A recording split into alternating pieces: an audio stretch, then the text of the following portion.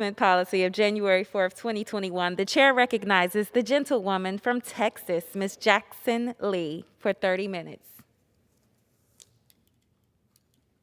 Let me thank the Speaker for her kindness and take this opportunity to do one or two things,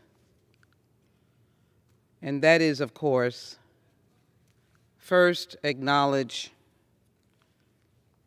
my colleague, Congresswoman Slotkin, and her district, and to offer to her and the people of Michigan my deepest concern and sympathy for the loss of those precious children.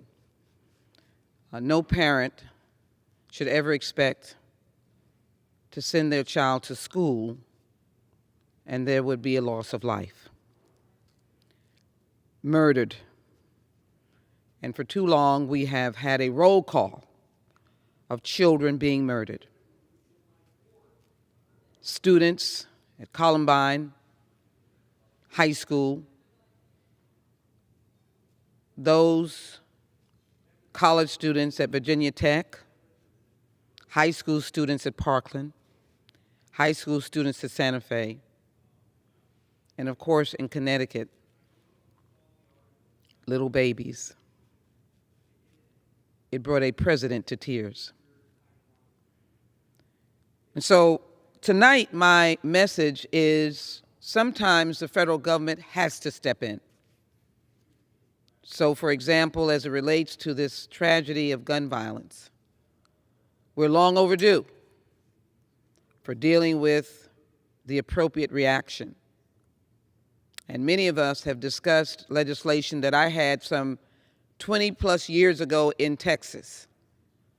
And sometimes, although I'm a champion of parents, I am one.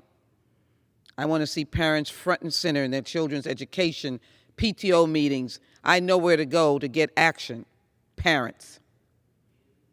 But when a little one, and I will say a little one, gets a gun from a parent that bought the gun a few days ago and winds up taking the lives of three precious little ones and others now fighting for their life in hospitals,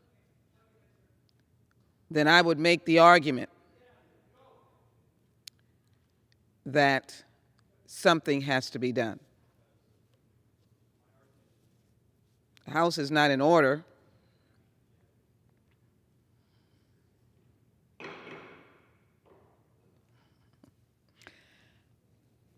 I thank you. Then something has to be done, and the federal government needs to step in a tragedy like this. We'll all be working with our colleagues to do better. And then before I start this theme that I have as a member of the Judiciary Committee now for 2 decades, I have seen the success stories of making things better. I remember the joy of the reauthorization of the Voting Rights Act in 2007, 2008, when we went as a bipartisan Congress, 98 votes in the United States Senate and 400 plus in the House, and the bill was signed by George W. Bush.